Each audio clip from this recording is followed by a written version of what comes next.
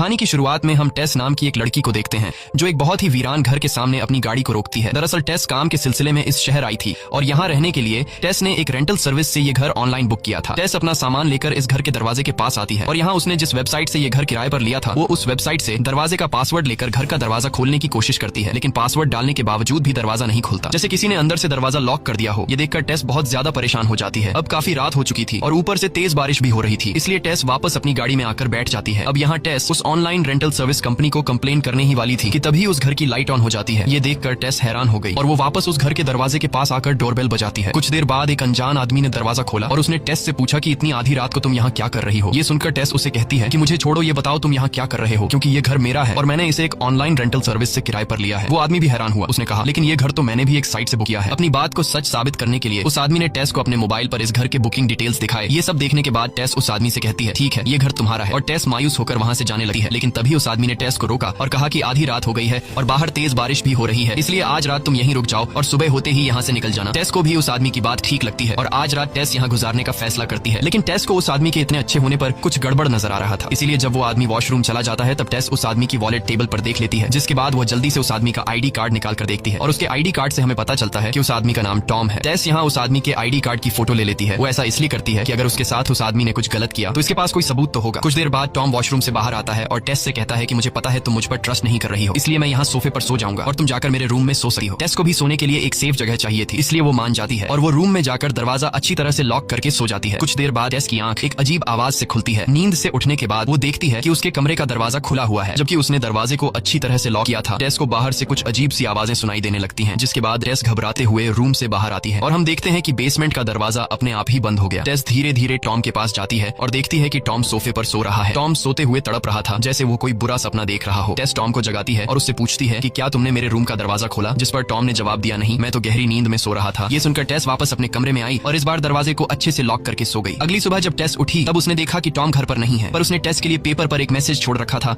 कि मैं किसी काम से बाहर जा रहा हूँ, शाम तक वापस आ जाऊंगा। इसके बाद टेस भी तैयार होकर इंटरव्यू के लिए घर से निकलती है। बाहर का नजारा देखकर टेस हैरान रह जाती है, क्योंकि बाहर पूरा इलाका वीरान पड़ा था। सारे घर टूटे फूटे हुए थे। ऐसा लग रहा था कि टेस के अलावा यहाँ और कोई भी नहीं रहता। ये सब देखकर टेस को बहुत अजीब लगता है, लेकिन इस समय उसे इंटरव्यू के लिए देर हो रही थी, इसलिए टेस इस बारे में ज्यादा नहीं सोचती और वहाँ से निकलकर कंपनी पहुंच जाती है, जहाँ उसका इंटरव्यू काफी अच्छा चलता है। डायरेक्टर टेस से काफी ज्यादा इंप्रेस्ड हो जाती है। इंटरव्यू पूरा होने के बाद डायरेक्टर टेस से पूछती है कि तुम इस शहर में कहाँ ठहरी हुई हो। टेस ने उसे बताया कि मैं बार्बरी स्ट्रीट एरिया के एक घर में रहती हूँ। बार्बरी स्ट्रीट नाम सुनकर डायरेक्टर शॉक हो जाती है और टेस से घबराते हुए कहती है कि वो जगह बिल्कुल भी ठीक नहीं है, तुम उस जगह से जल्दी से निकल जाओ। यह कहते हुए डायरेक्टर वहाँ से चली जाती है और टेस जब वापस घर आती है तो अब टेस को भी उस जगह से डर लगने लगा था। टेस जैसे ही दरवाजे का लॉक खोलकर घर के अंदर जाने वाली होती है तभी वो देखती है कि एक अनजान आदमी तेजी से उसकी